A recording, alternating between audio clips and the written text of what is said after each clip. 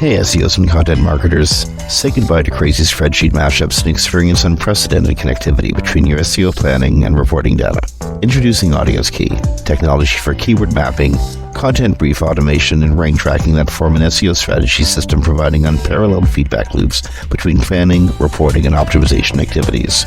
Put your time and energy into strategy, not data upkeep. Visit audiencekey.com and apply for a free trial today.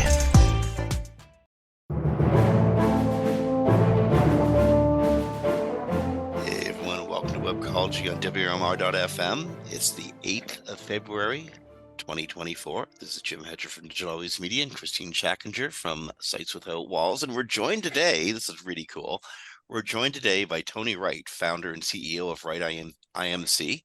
Tony's based in Allen, Texas, which is in the Dallas-Fort Worth area. He's north end of Dallas. And Tony's been part of the SEO family as long as I can remember.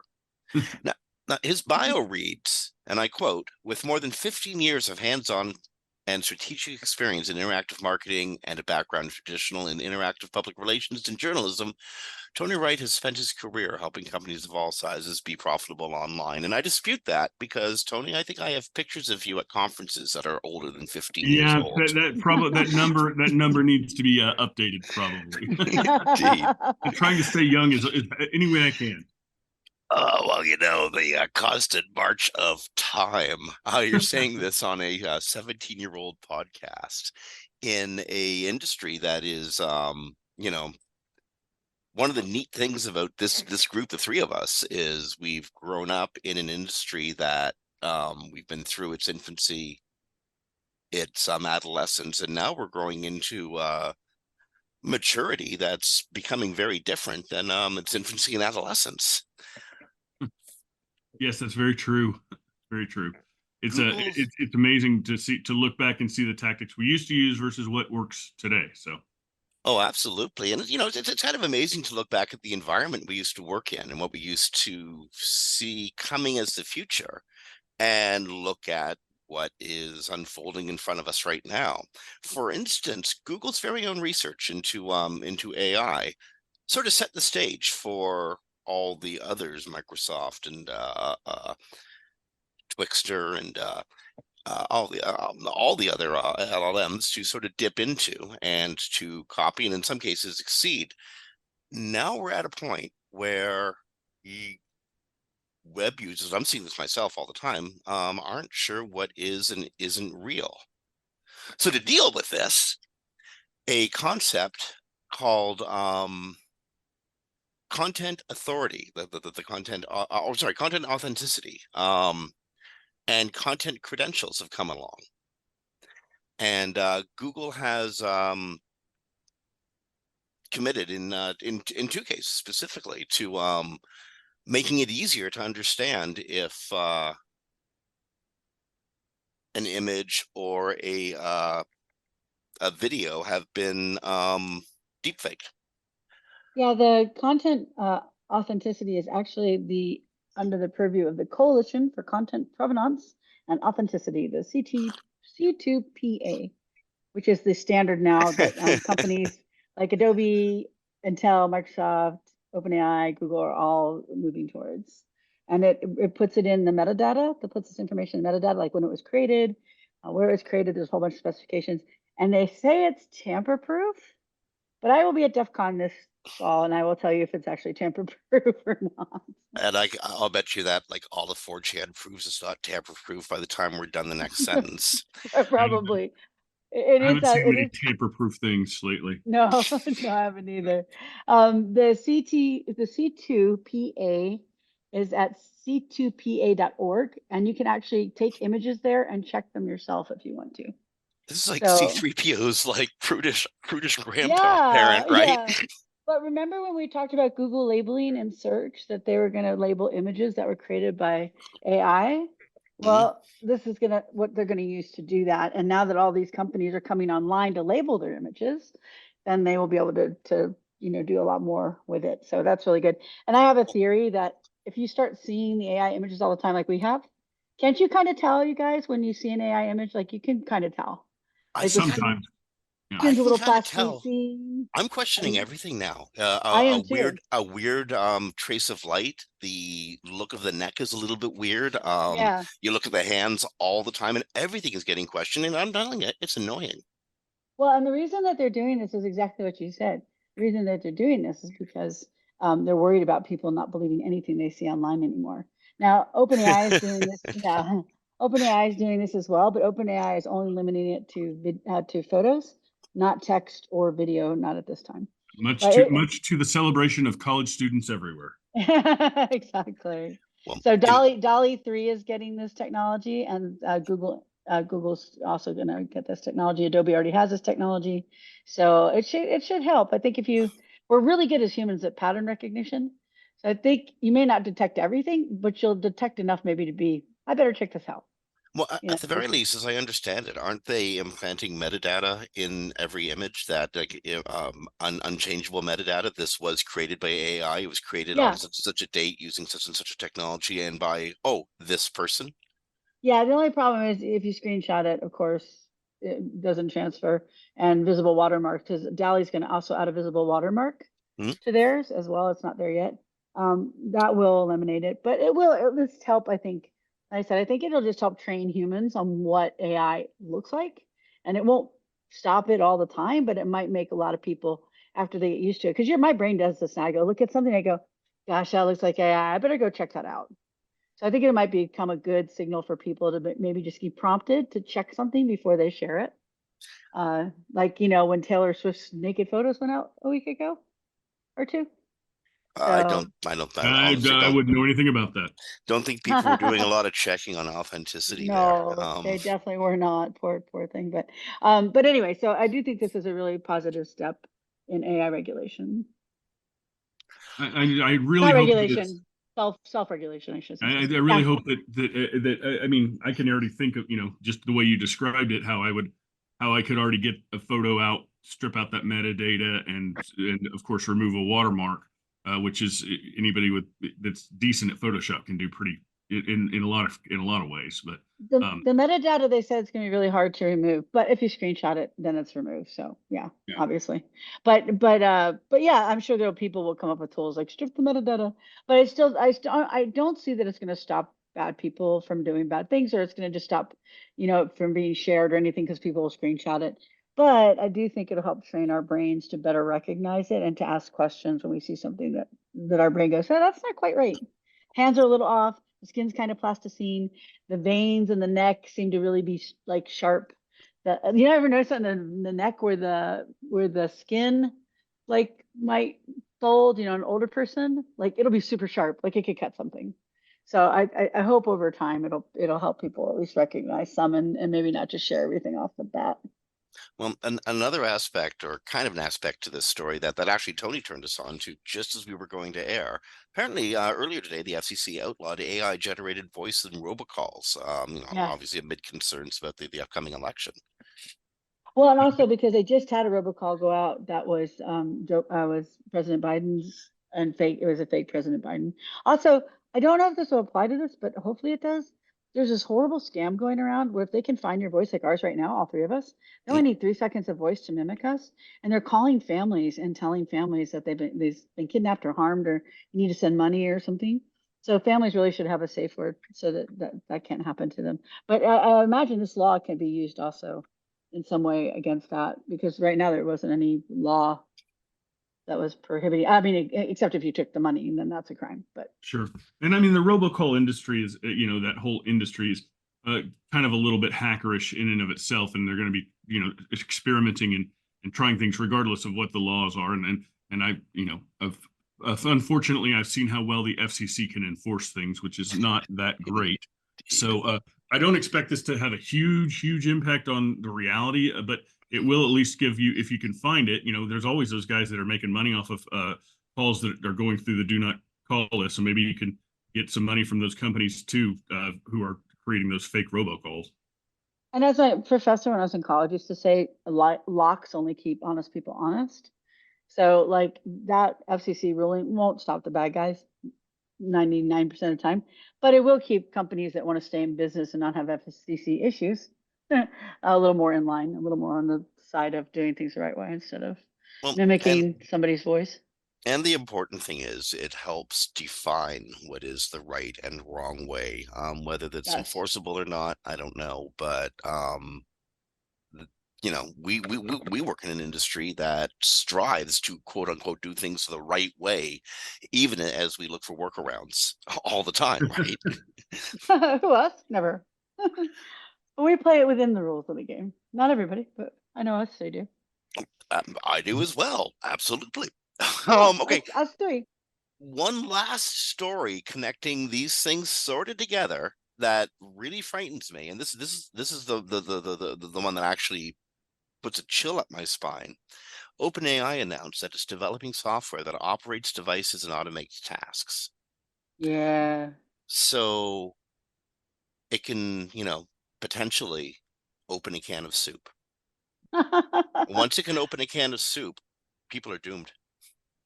Well, I think right now it's just on like devices that are digital, so I think we're okay with the can of soup right now. And I mean, you can't get the can of soup.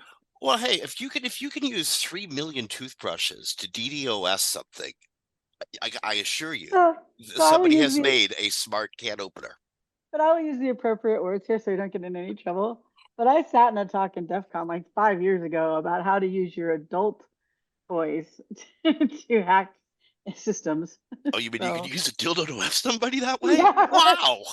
yeah, because most of they charge, right? A lot of people use their computers to charge them, and they didn't have any security on them, which is actually a big thing about like IoT security, right? You want to make sure your Internet of Things has security on it, because a lot of it doesn't. But This when is you going to be our charge it, top it's rated show. I yeah. guarantee it. Okay, can I say what it was? It's not Of, actually a dildo. It was a butt plug. And so, but oh, it could be dildos too. So it charged through a USB on the computer if you wanted it to. I don't want to know what people are doing, but anyway, They're sitting uh, on their desk next to him.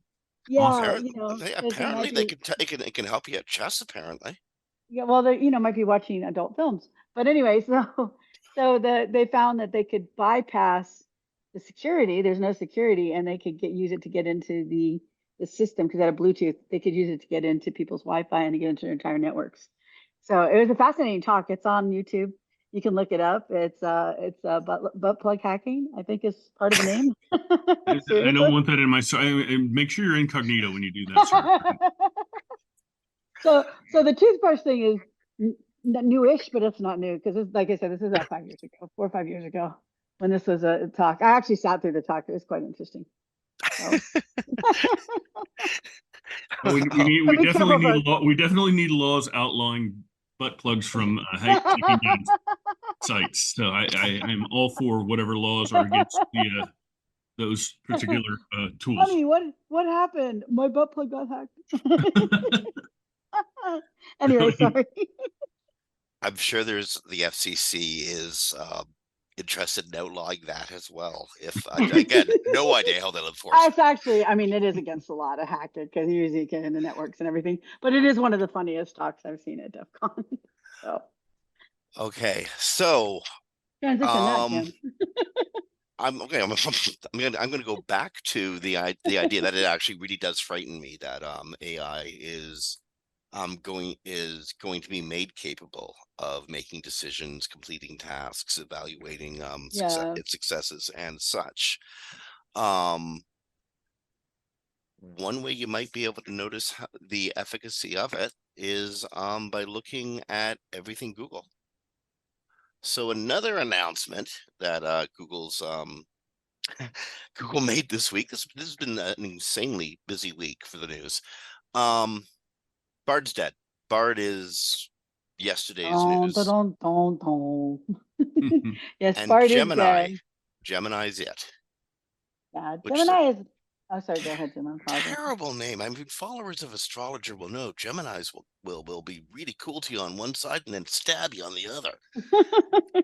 Um, yeah. It's what they called the project when they launched it last year. So it doesn't surprise me, but they're doing that thing like Microsoft does. It's just going to be called Gemini everywhere, which is just going to confuse people. Like Yeah, I Copilot think, now. yeah. Google's taking products, pulling them out, and then renaming them is one of my big pet peeves over the years. It's just because it looks like they're getting rid of a product, but they're actually just adding it into something else, etc. But just a rename of Bard to Gemini. Why? What is did they do market testing to see that Gemini is more a better word for this? I don't know.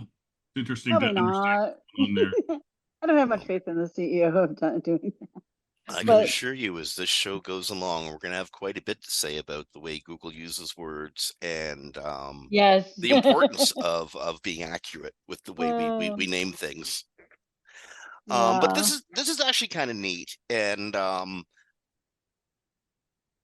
Gemini is going to be part of any Google app. Like we said earlier, just like Microsoft is doing by throwing ChatGPT into every Microsoft product. Google's doing the same thing. So Google Docs and Gmail and spreadsheets, etc. Anything you use will have Gemini baked into it. What it's going to Yeah, do depends on how much you pay for it. sure. You can pay $20 a month and get the upgraded version, or you can get it for free. So the free version basically drools, and the $20 a month version does what for you? So wait, now I'm going to pay $20 a month for ChatGPT, $20 a month for Google, and then what is I Copilot know $20 a month it's too? like streaming services versus Yeah, cable, eh? that's Oh my exactly gosh, we're Nick. Go ahead, Tony. I apologize. I'm Go just ahead. saying it's just like television. It's just like the fall of the television world is happening right before our eyes because of too much the streaming services cost, and this is the same type of thing. They just nickel and dime you to death. Well, Exactly. Exactly. I think I wrote about that like a decade and a half ago when they first started going to SaaS tools and SaaS software. I was like, you really, this isn't really a good thing. So you're gonna wind up with like $1,000 a month in nickel and dime costs. yep. So yeah, Easy to do. yeah. So but yes, Bard and Bard is actually, so it's not it's mostly a rename, but reading MIT's review on it, that is not simply a rename. So Gemini is a multimodal, more advanced product than Bard was. So they are actually, it is actually changing, but I just don't get this whole new thing about Microsoft and Google naming the product one thing through everything. Because it's like, where's Copilot? I don't know. It's in search. Well, it's in my Microsoft Word. It's in my, it's in my, like, it's not, they're not cohesive enough as individual products to have that thread run through everything. I don't Yeah. think. Sometimes I wonder if it's because we're so immersed in the field, we absolutely obsess on what every component is named. And I think the marketing departments at both Microsoft and Google are just throwing their hands up in the air going, you know what, most of these people aren't going to get it. We'll just name it Fred and they'll be fine. Fred might be Yeah. better. Fred might be a better name. Oh gosh, yeah, I know. It's crazy. Okay, so that was Gemini. And again, I thought just to make it work, honest to goodness, I'd recommend paying them $20 a month. You'll probably get faster speed. You'll certainly get greater capacities, and you'll likely be put higher in the priority order. Well, you're also going to get access, they say, to Workspace at some point. Not just yet. Do we know So if there's going to be an API on it coming out? I did not see them mention the API in the Yeah, article that I read, I was so I'm wondering how not much sure, that's you going to know. cost. If Yeah, they right. release one. Right. I think there's going to have to be. Mostly because Google is reorganizing itself. Google is looking at a future where search isn't going away. Search is always going to be an important part of how we find order and stuff on the web, but it mightn't be the primary way we navigate the web in the future. So Google wants to remain relevant, and it wants to, like, interface with other people's websites and do stuff on behalf of other people through their website, mostly so it can steal their traffic and information. So I'm positive there's going to be an API for a whole bunch of Google's AI offerings. This is a story in Wired magazine Wired.com this week. We should read the title of that story. Google prepares for a future where search isn't king, in which CEO Sundar Pichai tells Wired that Google's new, more powerful Gemini chatbot is an experiment in offering users ways to get things done without a search engine. Yeah. Now, it But does what go if, on to say later in the article that he's not talking about eliminating search, but but you can't. You always need to know where a stick of butter is, or how well, much it costs, or whatever. Well, I'm we, in. Yeah, good. oh, I was just saying, we've had encyclopedias and things like that for what, centuries now? Mhm. And Centuries? we still use one. Yeah, so I don't know that it'll go away, but I don't know that Google search is going to be the thing. I think I Because think you know, go I think ahead, the go ahead, Tony. legal ramifications of just even all of AI. I mean, I'm actually giving a presentation. I'll give a little plug. A presentation at PubCon next month about the legal issues within AI, and there are hundreds of lawsuits. I've heard to even keep up with all the lawsuits that ChatGPT has going against it right now, from Getty Images to New York Times, everyone where they're because they're stealing, they're taking that data and using it for training, and then all of a sudden the New York Times isn't getting any of the benefit from the information that they put out there. Obviously, that's been happening with knowledge graphs for years, but this is even more invasive, in my opinion, to publishers, and they're going to fight it. And I think that a lot of them are going to win. I think that's about the only thing I can think of that's really going to slow this stuff down, and it'll still get ways around it, but it's definitely a legal, I think, a legal problem that Google has to be really nervous about, because if all of a sudden the law says that you have to cite everywhere you got this information, can ChatGPT and Gemini or Bard or whatever you're calling it next week, are they going to be able to handle that? Are they going to, and what is that going to look like? I think there's just a lot of unknowns still from a legal. We don't have any cases of precedent. We don't know what the law is going to say in the United States or Canada or anywhere around the world, and we could have different things going on there. So that's kind of my thing about how fast it's going to grow. I think it's going to slow down just because it's going to get stuck in the legal world. I And completely agree. We've talked about that, Tony, where I'm sorry, I didn't mean to overstep oh, you good. there. I cut out for a second. The lawsuits, like those who don't know, the New York Times lawsuit isn't asking for a specific amount of money. They're asking that if they fine for them, that they destroy anything built on that training, which would include ChatGPT, that would include Copilot. And if they win, that would set precedent. Now, I don't know that the courts are going to, go to that dramatic end, but they did, in my opinion, they did steal, and they do face a lot of issues. And the first one I think that's going to be most telling will be the Getty Images case, Yeah. because for those that don't know, Getty's logo is literally in the photos, not all the photos, but a bunch of the photos. So they can literally show that they stole it. And then in the New York Times case, OpenAI like slammed New York Times, but this is a true thing. New York Times found out that you can get it to recreate poems exactly. So it's a large language model. So it's supposed to, for those who don't know, it's supposed to rewrite everything with the most probabilistic word based on what it was trained on, not regurgitate information like a search engine. But apparently all the poetry it trained on, New York Times paid really good engineers, and they figured out that you could pull the poems straight out, which shows that they lifted them. So it's because they're word for word the same. So Well, also, Brown, the many poems have only ever been written the same way ever, but they've been reproduced a gajillion times. So statistically, that is the way it's supposed to be written. yeah, but the LLM should still rewrite it. It doesn't write it exactly as it was written. Hmm. Just like the same text, for heart attack is the same thing almost everywhere. But so if the LLM is supposed to rewrite it. So the LLMs didn't. So in the New York Times case, the OpenAI slammed New York Times, saying in court that they did manipulate OpenAI or something. The New York Times is like, dude, it's all we did is do a prompt and we were able to pull it out. So we'll see. You're right, Tony. We'll see where it goes. That's going to be the big thing. The other thing I think is going to be the big indicator on where this goes is cost. Like Bing got no real market share, but 14% increased usage, and it's cost them a massive amount of money. And Google is laying off 25,000 employees, and the CEO is quoted as saying mostly so he can put that money towards AI and machine learning. And this is So, why you're going to have a subscription model for anything that possibly moves with AI on the web in the future. Well, true, but the amounts of money to get into this are just insane to really, build something But like. do you do you and guys then remember? Do you guys remember when Mark Zuckerberg told his staff to move fast and break things? yes, Yes. the Do big you know worst why thing. he told him to do that? Does it cost us? No, because by the time it got to court, it would be a moot point. Oh, yeah, but this is different. There's no case law here. I know. This is all And by the precedent. I time mean, this gets settled, the rubble, I mean, like, that's great. You're king of New York Times wins the case. That's wonderful. It's king of a big pile of rubble. well, no, That's the plan. That's the action plan. there's a little difference though. So if they win, let's say it's 3 years from now, and they continue to build on that original training, Hmm, then they could lose everything.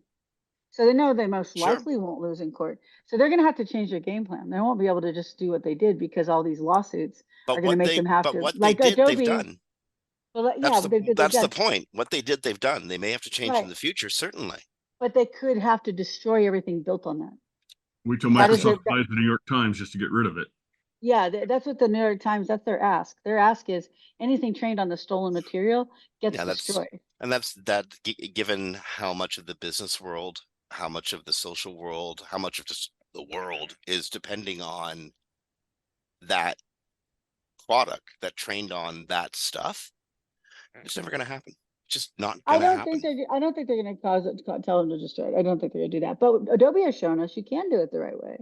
No, I Because mean Adobe, I've had to pay Getty Images for the mistakes of interns pulling things from Google Images, putting them on yes. blog for clients. I mean, Well, no, I've probably paid $4,000 over the last 10 years to sure. Getty Images just for that. Images is going to be the easier one to prove too. So that's definitely. I think that's definitely has some severe ramifications. But the New York the text one's a little more difficult because of the rewriting. But now that they pulled out the poetry, but oh the the thing is with oh now I just forgot what I was gonna say. Sorry guys, you go on. It happens. We should actually, you know what? We're a half hour into the show at this point, and we really want to start talking about SEO because we have one of the, longest formed SEO agencies sitting right beside us right now. We We do. really want to. So Google's indexing issue is being reported as fixed. Now, last week's show was all about basically how Google's indexing issue is a metaphor for what WTF Google.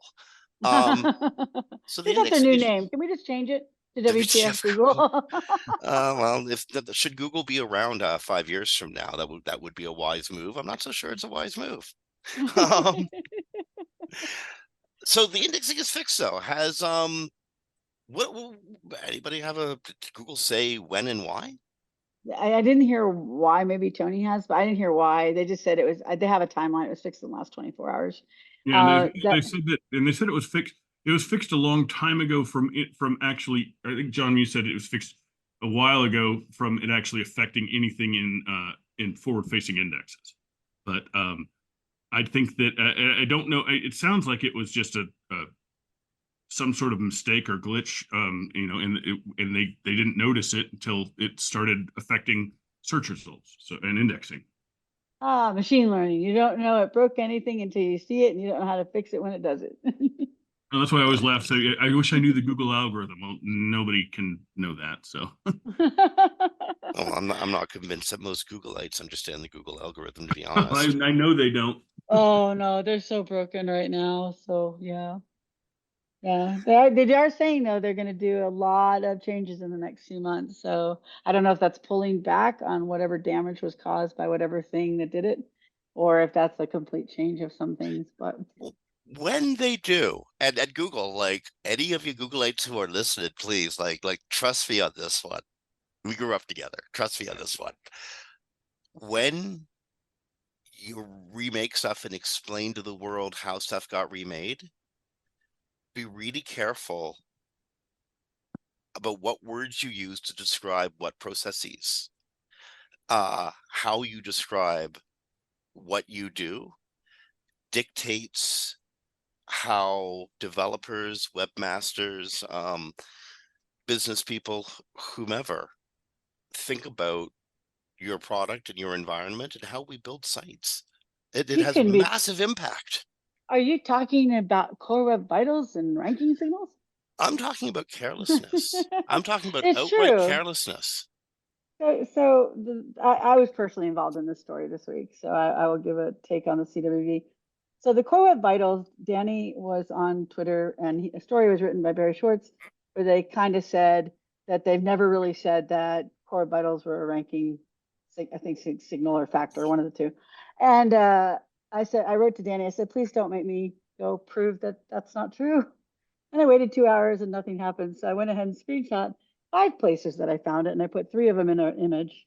And it's also called a ranking signal with impact or ranking factor. Of course, Danny came out yesterday and said those are the same thing as part of the page experience ranking system. So they changed their documentation on one document that said aligns with and rewards. And that's so vague and useless as information. But so they still won't clarify whether they changed that it's not a ranking signal anymore, or if it's just a change of language. But like you said, it's just so unclear. And aligns with and rewards is horrible language that will cause so much chaos in the SEO industry. I mean, they came out and said ranking system, EAT is not a ranking signal this week in the documentation in the new starter guide. And I still had people arguing with me that it was a quality signal, not a ranking signal, and Google's just lying to us. It's like, oh my gosh, be clear, Google, please be clear. For what it's worth, I think Google's been pretty clear about EAT the whole way through as far as No, I've been the following EAT they this. have. I'm talking about SEOs screwed that one up. They SEOs did. made Imagine that. God. EAT. But they But did. Google's been pretty clear about this, going, hey, you know what? EAT is a philosophy. Even Well, no, but they're like, EAT is a philosophy. even lines with things that may be ranking but may not be. It was still a bit muddy. But now they just said no. It just literally says no. Is it a ranking signal? No. So good. But people are still arguing about it, unfortunately. No, it's still, I mean, still, writing is subjective to it. I mean, there are things that I love to read that most people would say is trash. And so it's kind of hard for Google to be the arbitrator of what is good and what is not. So they try, just like they always try to do everything, they're trying to create the codification of what is good content versus what is not good content. And it's definitely not a black and white thing. So EAT to me has always just been the only way they could say, hey, this is kind of what we're looking for. So when you're writing, think about that, as opposed to, I never thought of EAT as a ranking signal. Now, Core Web Vitals, Kristine, to bring it back to that, I did. I know that was a ranking. Well, we don't know. That's the thing. That's the thing, Jim. And ranking signal and ranking factor. Yeah, I want to back away from they are, but they move the needle. They undeniably move the needle. He said yesterday that they didn't, and then they said that they did. So we don't have clarification on whether they changed the language or they changed the actual signal, because there's like 5 things that go into the page experience ranking system, and all of them are considered signals, and except for HTTP, which doesn't have any weight anymore, and then all of them have weight according to all the documentation except for the 2 documents, one document yesterday, one today. So there's 2 documents that don't say that. I kind of like the way Danny tried to clarify it earlier today, where he basically said factor and signal are the same thing. They're fuel. And system, that's the vehicle that gets powered by the fuel. Yeah, but what I'm saying about the CWV though, this is what they said. We don't confirm any of the things, page experience or core vitals, as a direct ranking factor. We look at many things, not one thing, and even the one thing might not be a direct ranking factor. It doesn't say direct ranking factor. It does say it. It says it in all the documentation until a few days ago. So so it says ranking factor, ranking signal in developer docs, in Google Docs, and SEO docs, and the blog that originally, and they haven't clarified yet. Is it not a ranking signal anymore, or is it they're just changing the wording to aligns with, which is terrible wording. Well, I mean, and what's the real difference between ranking factor and ranking signal? I think didn't Danny say that those were pretty much the same thing? They both mean fuel. Yeah, they are the same thing, but they're not. Ryan kind of clarified that as far as the definitions really are. A ranking signal may or may not have weight, but can be factored in other ways. But the ranking factor always has weight. So like the Core Web Vitals, the page experience system has HTTPS in there, and that had weight for a while. It doesn't have weight anymore, but it's still a check. Whereas the CWVs had weight, or may still have weight, we don't know, have weight that actually affect the ranking itself in the ranking system. So it's ranking signal, ranking factor, ranking system. Ranking signal could be either weighted or not. Ranking factor is always weighted. Those combine to create the ranking system. And it's really, it's almost ironic, but not, because it's just so dumb. Google just rewrote the SEO starter guide and removed the glossary section from it. Oh my gosh, yeah. Have you read it yet? Like in We full, just 'cause we, I've we read just it. did 5 minutes on 3 words. Oh, they first of all, okay. So they took out normal jargon. So good luck working with those clients in the future because they have no idea what you're talking about. But second of all, they use words, then don't define them.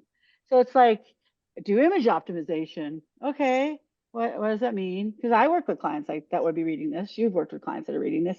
Yeah, sure. Image what is it? What is image optimization? They don't define it well. Like there's a lot of big words. There's a lot of words in there that are jargonish, even though they didn't realize it's jargon, that they don't have definitions for anymore, and they compressed all these sections. And then they took out important things for them to know, like you need schema. It's gone because it's an advanced concept.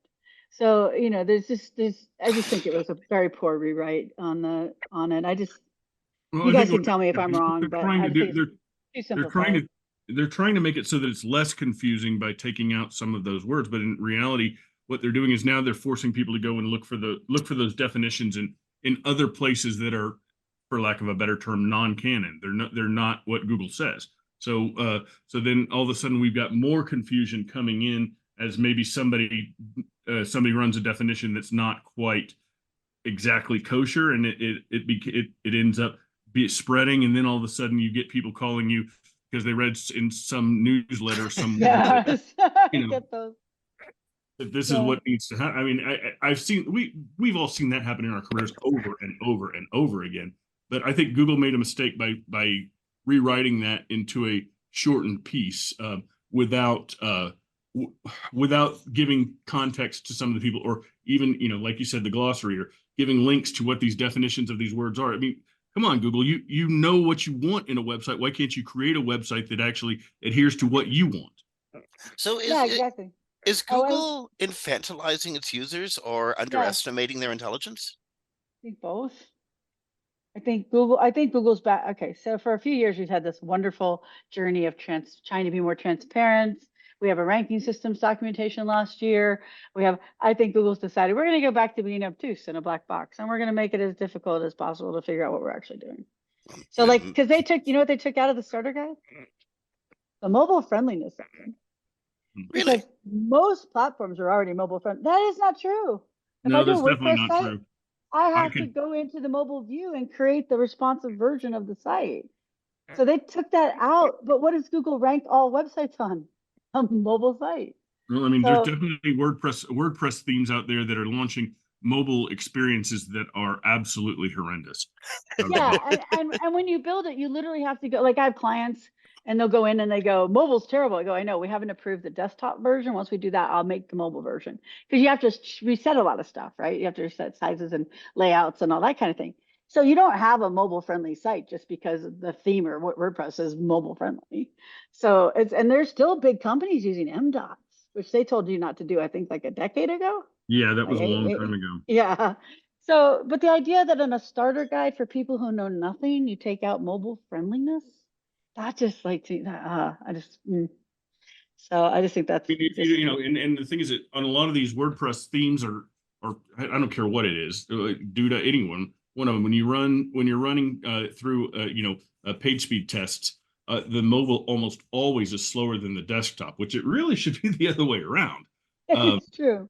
but every time I see that, I see clients coming in, they'll come in and have a 96 or 97 score on their desktop speed and a 40 or a 30 on their mobile, and that's Yeah. like, just got that's to me that's an issue, and it should be an issue, and Google should say things like page speed is a factor. We know it's been a factor for a long time.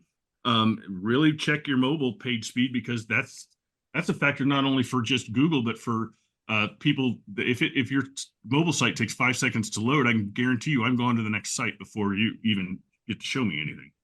Yeah. And the thing with that is, they took out that section of the starter guide too. There's nothing on performance. So nothing on mobile friendliness and nothing on performance.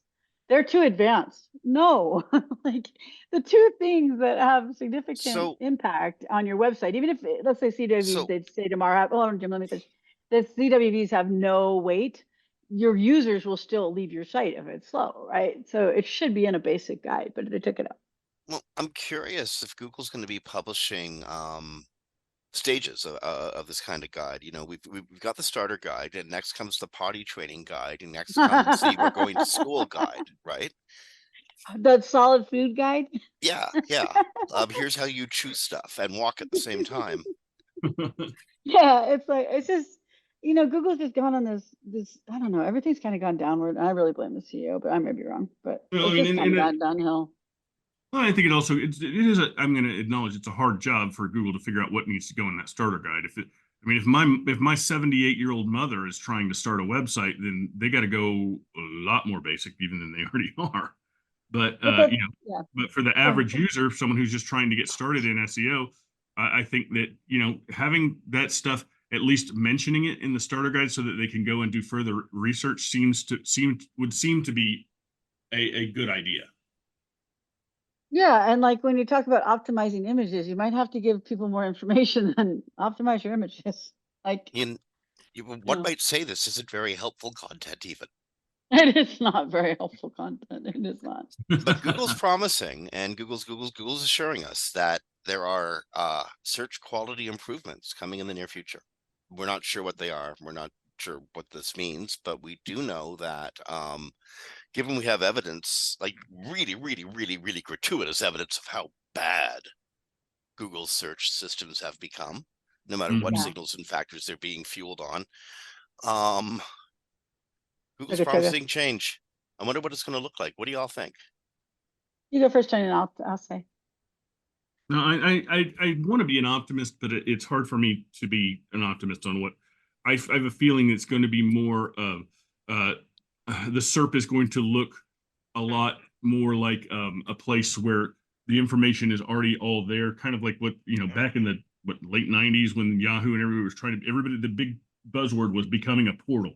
They wanted everybody to stick on your website forever. Well, Google now has a chance to kind of do that with knowledge panels and the Gemini or Bard or whatever they call it, creating chats on there. You see Bing doing this. And what that does, though, is that makes SEO. I mean, I'm not going to SEO for a chatbot right now.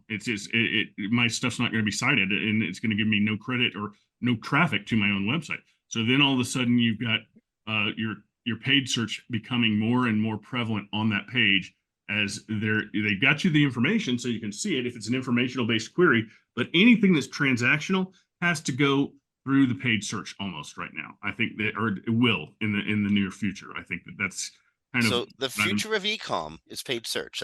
That's your Yeah, gut feeling. yeah, I have a different view, but go ahead, Tony, finish up. I think that makes sense because that, at the end of the day, Google is an entity that is trying to make money through and is a publicly traded company that has to show growth almost every. Yeah, but aren't they wildly stabbing at a golden goose here? Yeah, see, so my feeling is so I have two feelings. One, the mess that we have right now is because, and this is just my belief, they amped up neural matching, which is a deep relevance text model that only uses document text and query text. And guess who's really, really good at getting queries to match their document text? Spammers. So I'm not saying core ranking signals went away, but I think they've been tamped down to increase this because in their research document, they say how this is such a superior way to do document relevancy for queries. But of course, in the real practice, it would not be because, again, spammers. And what are we seeing rise to the top? Spam. So we'll see. But the other thing on what you guys are saying, this is different to me. So if we have like an update and it knocks you down 70, 90%, you have hope you're going to get that traffic back. So you'll pay for the ads in the meantime. But when you do these AI things like the chatbots, the Gemini now, not Bard, they don't have hope for that. And so the sites that are underneath that are paying for all these ads, they're not going to have money to pay for the ads because they're not going to get the traffic and it's not going to come back. There's no way to fix it. There's no way to fix if Google starts, or like Bing has said, they're going to, so Microsoft said they're going to stop focusing on Bing and more on Copilot because in search now, like 70% of searches are through that. Well, what happens when Copilot's just an app and the websites underneath aren't getting any traffic because it's just summarizing everything and putting it in front of you? Well, the websites don't get any traffic, they're not going to exist. So I think they're shooting themselves in the foot. They're so concentrating on making money from this and turning it into like competing with each other. No one thinks about the fact that you and I all know most companies, unless you're a major Fortune 500, are hanging by a shoestring. So if their Well, I think traffic goes away 30%, 40% because of this, let's say you have some links and some people click, they're gone. These websites are dead. They're dead in the water. The businesses are gone, and mom and pops will be figuring out what they're going to do to put food on the table. I would be interested to know what Google's seeing as far as paid search click-throughs. How many? Look, breaking them down by informational versus transactional. What is the percentage of searches that are actually getting a click through where Google's making some money on that? Are they seeing data that the informational searches just aren't making them as much money, or are not as valuable to them as a transactional? Because I would think that, if Google could figure out how to do it where they could, they can keep everybody on their own page and not get sued for it, not, all that, keep everybody on that one page, but just have transactional type links. Like say, for instance, you're looking for the history of Nike. Well, there's a place where you can buy Nike, but it's got all of the information on that page, so you don't have to go to another site to read about the history of Nike. Then I think Google's going to be happy. I think Google's going to be happy with that because they can embed ads throughout wherever they want. But it's going to kill like a site that has ads on it that talks about Nike, or and a lot of the basically the AdSense type ads that are where those sites that are making their money off of ads. But they can't pay for the ads either. That's the problem. Here's the thing. I don't work for Nike specifically, but I work for some e-com companies that sell real products. You need to buy this product, put your hands on it, and go out in the field and use it. Those kind of things. Like rooms, but better. People are always looking for these products. They have to buy them somehow. They have to buy them somewhere. The generated text will tell me all about the product. It'll summarize everything that's ever been written about the product. But Google's got to refer people somewhere. And I don't think people are going to want just one reference. I think people will still want a choice of references.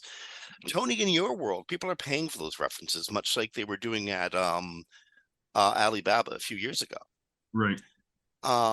Kristine, at your world, there's still 10 blue links somewhere, but they're sort of covered by this massive amount of generated text, right? And most of my clients, but the way I see it is, most people don't go to a search engine and purchase, and they don't just get a summary and purchase. We do, like most people, I do a search for reviews, I do a search for the product, I look for information on it. If it's a big purchase, it's over $100. But eventually, you got to buy it somewhere.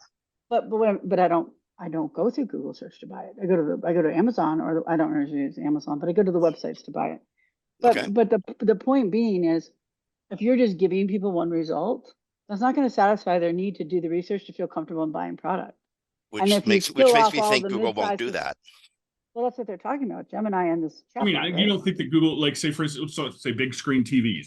If you're looking for a big screen TV, you don't think Google's going to create a knowledge panel with all the specs of the best selling TVs, and then there's ads above where you can buy those same TVs, but Google's already kind of given you here's the type of thing, here's the cost, here's what the features are, and so you can already make your decision there. It's not going to be that quick of a decision. If you want more in-depth research, that's there's definitely going to be people that are going to want that in other places. But is Google going to be directing them there, or is Google going to try and direct them further into the information within Google's Gemini project, which is going to get the preference there? If they have 10 blue links, but they have a whole paragraph above those 10 blue links coming from Gemini, what is the traffic impact going to be on those 10 blue links?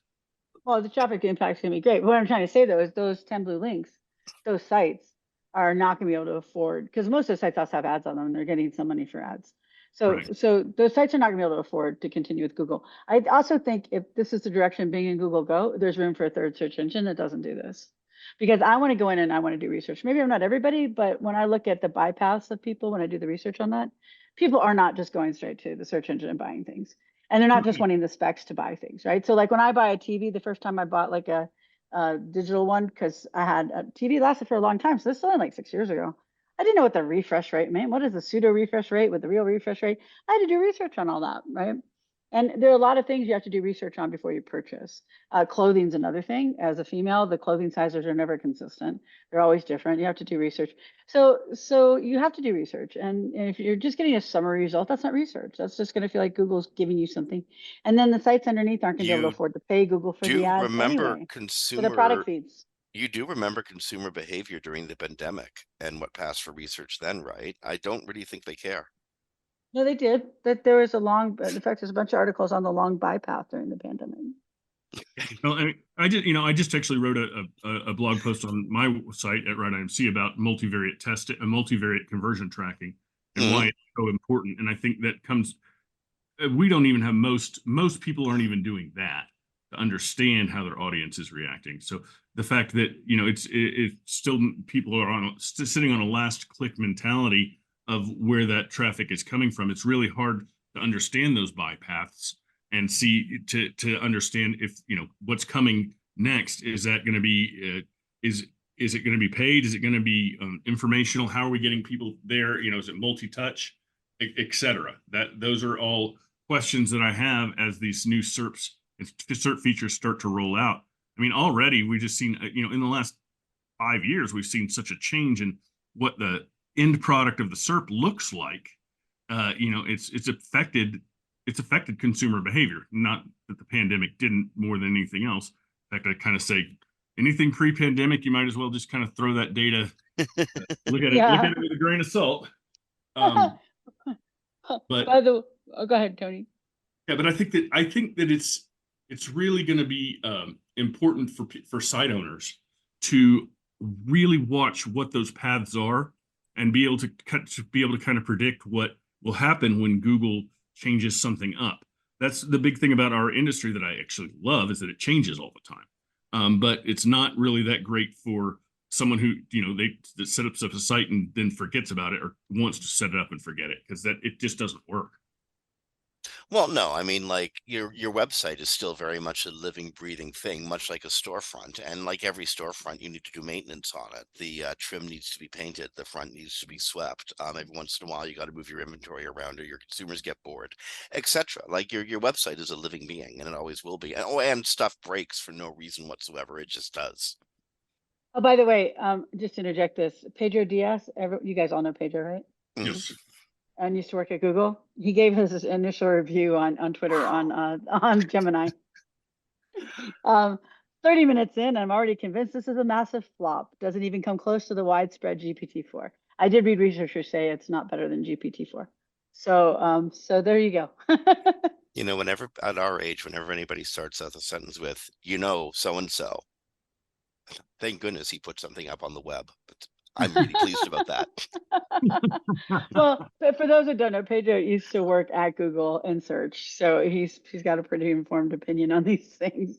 But he's also very direct, and right now he says it's a total flop. So Well, okay, Tony, WrightIMC has been around again pretty much as long as I remember. It's been a fixture in the Austin 17 years, search this scene. is our 18th year. 18th year. Okay, it's been a fixture in the Austin tech awesome. scene. Helped form the my goodness, I'm going to completely flub the name. The Dallas Fort Worth Search Engine Marketing Association. There you go. Thank you. Yeah. One of the largest search marketing associations in the country, and probably arguably in the world. But this is an uncertain future. This is a really scary time for people working in the practice of doing search. You're an agency owner. Looking forward, what are you putting resources into, and where do you think you're gonna have to scale back? Well, I think we're to be I'm honest. sorry about the way I phrased that question. Forget the scale back part. That's not a fair question.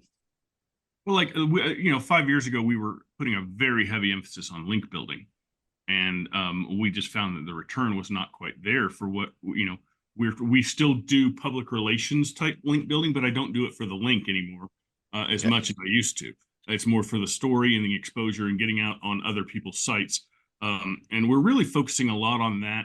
We're still focusing a lot of resources on technical SEO, because I can tell you still, no matter what, if the foundation of your website isn't good, then no matter what you try to do in the future, it's probably not going to be as optimal as you want it to be. So it's still do a lot of technical SEO, but I think that is going to be I'm most kind of, I think that will be in the next 3 to 5 years. Technical SEOs are going to be a lot easier to do just because of AI. We've already seen a lot of things that are easier to do now because of AI. And it'll get to the point where instead of having to have 4 developers on something, you can have 1 developer on it, type of thing, on big web projects, etc. And we're also heavily into paid, especially paid beyond search. Looking at Facebook, TikTok, Pinterest, all those other peripheral social media places. It's more of a branding play than an actual mission, what I call mission centric search. In Google, that's the greatest thing in the world, is you're getting the person right there when they're looking for your product or service. You get an ad on Facebook, you may or may not need it. You may not, your TikTok, you may or may not want that particular product at that time. But we're navigating those waters, really expanding in our paid stuff. And then I think the biggest thing that I'm looking at is we're trying to make it easier for our customer or our clients, our consumers. We're offering more things, like we've now got a program where it's basically we call it turnkey marketing. Basically, we become your marketing department completely. You don't have to have a team, or if you do have a team, then we kind of put somebody in as a fractional CMO, like myself, or one of my senior folks, and they run the team for the client, where the client doesn't really have to do anything except for look at the results, and then if the results they keep going. If they don't like the results, they fire us. I'd like to interject something really quick, just because this is personal. But I've known Tony. Gosh, Tony, how long have I known you? 2007 or something? I think we met around 2006, 2005, something like that. Yeah, that makes sense. So I just want to give a personal recommendation to anyone who likes what Tony does, because Tony is one of the most honest and generous and best people I know, and he's also really, really good at what he does. And I wanted to bring in one. You're welcome. I wanted to tell people that. And one other thing that you do that a lot of people probably don't know SEOs do is online reputation management. Yes, which can be super important these days, especially when people are looking for work and things like that. You want to talk about real quick? Yeah, sure. I kind of started that back a long time ago, before I was even owned an agency. I was with a big PR firm called Weber Shandwick. My client was American Airlines, and I ended up running just about everything on the American Airlines crisis response for 9/11. That dates me how old I am. I remember that. Yeah, I got a lot of stories about that. But the big thing there is, that got me on the crisis team at Weber. So I know crisis PR, I know how to respond in crisis.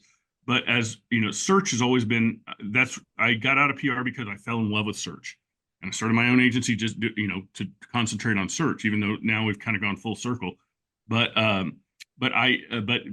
people need now is, something negative is written about you, shows up, you need help to either move that thing down, which I don't like to tell people we're going to move something down. What I would say is we're going to create a better digital presence for you. We're going to create I like that side of the story, Yeah. And then reviews are the same type of thing, responding to reviews. Look, people come to me sometimes and they get 10 total reviews and 5 of them are negative. Like, what can we do? Well, honestly, the best thing we can do is go get more positive reviews, because 5 negative reviews on 10 total reviews looks like you're a bad company. 5 negative reviews on 250 or 500 positive reviews looks like 5 people had a bad day. And so, but we also, within that, we get into a lot of management of the GMBs and how, and looking at alternatives for getting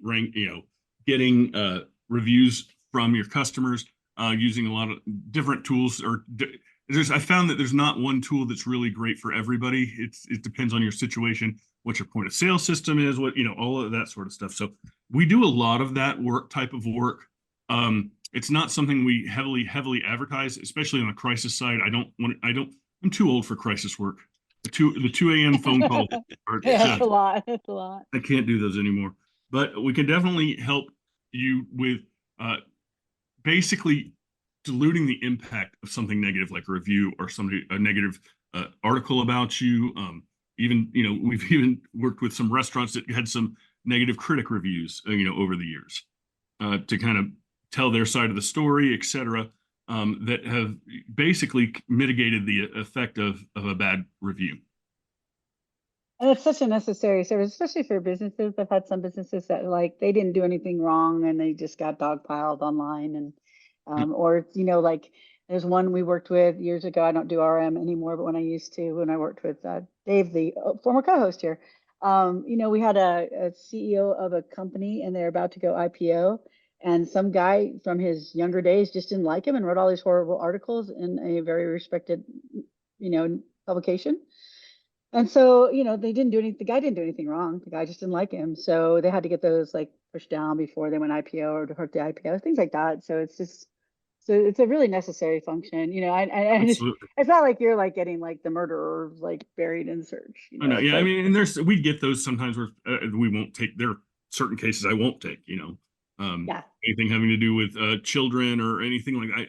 I'm staying away from that.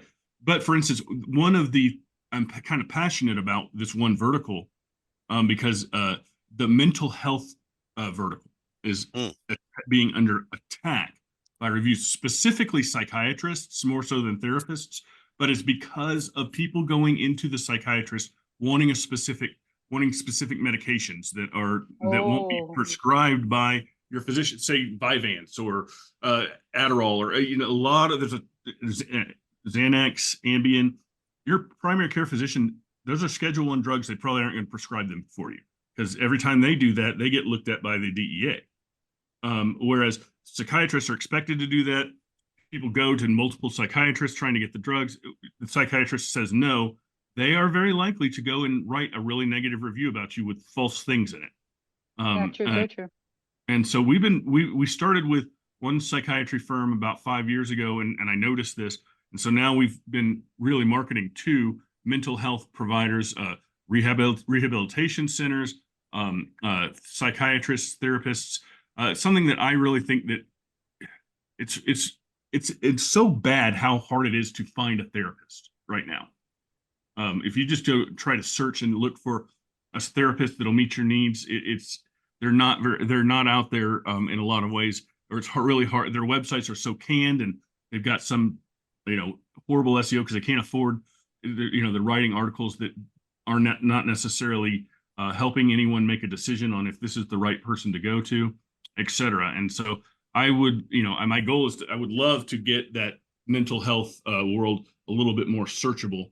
But in order to do that, we also have to get honest reviews. And right now, a lot of the psychiatrists that you go and look at, they have deflated reviews because of the drug seekers that come into their office and then really do a number on them coming back. And we had one lady that actually created 25 different profiles to go after one of the clients. Well, that'll show some expertise in a field, won't it? Wow, that's horrible. I guess she had ADD or something, because I don't know how she got. Well, I'm just thinking of the double whammy that people get hit with there. Reviews being so important to a website, a therapist website being a your money or your life site, so getting faced with like super extra scrutiny. Yes. That's a terrible dilemma. It is. Go ahead, Tony. Well, I mean, and what Google's actually done with the rehabilitation centers lately, because there's a bunch of scammy people in that industry as well, but the legit ones can't even advertise, and it's a shame to me that people are having trouble finding a legitimate help for alcohol and drug addictions, because of these scammy ones that Google just won't allow. They said, "Oh, the whole industry's gone. Sorry." Our friends were talking last night how hard it is to find anybody. A friend had lost their therapist because they moved, and they're just having the worst time finding people. So it's a really laudable thing to try to help them, find, because by cleaning it up, you're helping to find the good people.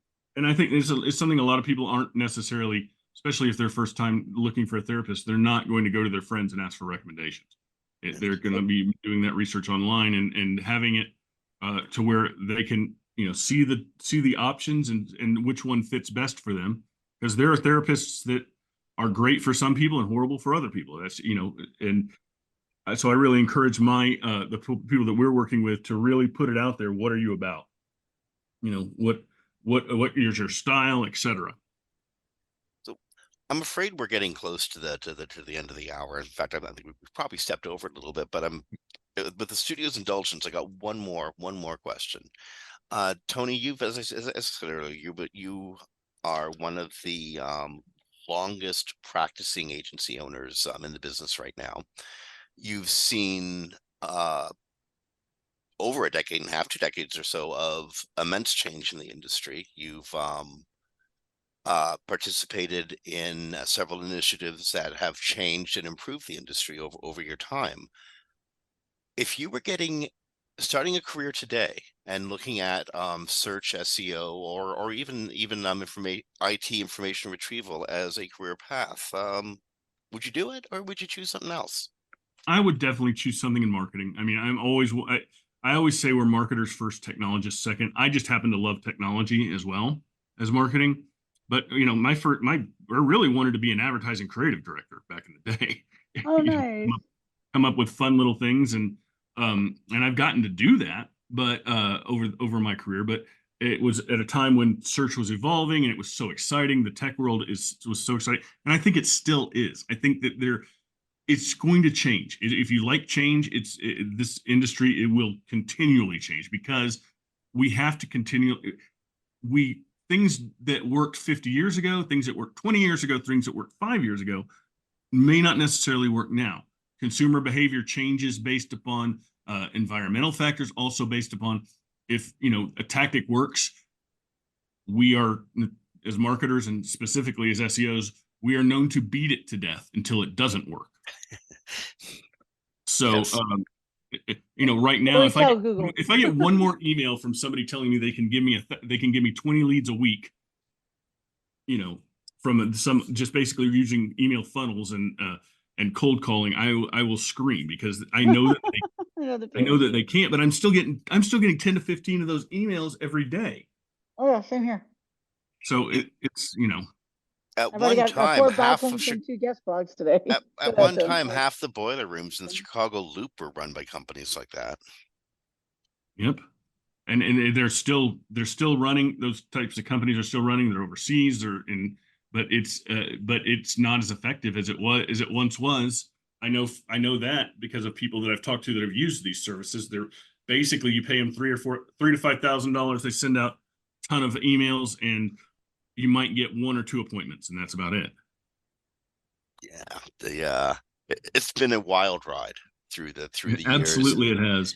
And actually, talking to my kid, trying to get my kids to take over my business, and I don't think they have any interest. So I thought your oldest was going to be a big league pitcher. He would. That's what he would like. In fact, he has a scrimmage this weekend. So, but no, my oldest actually is at Texas Tech, wanting to be a meteorologist. But I was talking to them about, hey, who wants to take over Dad's business, and all of them are like, no, what you do is boring. And to me, what I do is anything but I love it. It's so, yeah, because I get bored easily, and so the great thing about what we do is it changes all the time, and we're always learning. So, well, Tony Wright. By the way, go ahead, Jim. I would say before you go, I got to take us out. We are so past out of time. I know. If you got something, go. I just wanted to say, this isn't about Tony. This is about the CWVs earlier. The SGE is still calling it a major ranking factor. So, yeah, so to say that. So, get your last word in, Kristine. I just showed up on my thing because we were looking it up earlier, and I was like, let me hit the SGE. Oh, major ranking factor. We are just going to punch this horse. We are going to punch this horse until they clarify it, so I can tell my clients the right thing. Okay. Tony Wright, founder and CEO of WrightIMC. This has been a really fun hour. Thank you so much for joining us, man. It's great talking to you. Thank you guys so much for having me. Thank you for coming, Tony. Of course. Okay, friends, that was Tony Wright from WrightIMC. If you're in the Dallas-Fort Worth area, drop by for supper or check out the Dallas-Fort Worth Marketing Association. Definitely check out Tony at PubCon. Tony and Kristine are both going to be there in the incredibly affordable PubCon block of rooms at the Luxor. I will not be attending. I will just be at the hotel, but you can come have a drink with me. And the incredibly affordable block of rooms. Yes, $45. Okay, friends, we've gone full clock. I know there's a bunch of people outside of the office stomping their, virtually stomping their feet impatiently. So on behalf of Kristine Schachinger from Sites Without Walls, this is Jim Hedger from Digital Always Media. You've been listening to Webcology, recorded live to podcast on WMR.FM on the 8th of February 2024. Biggest love to Audience Key, to Ricky and Brandy and George and Darren. And stay well, be kind to each other, rank well. We'll talk to you next week. Bye, everyone.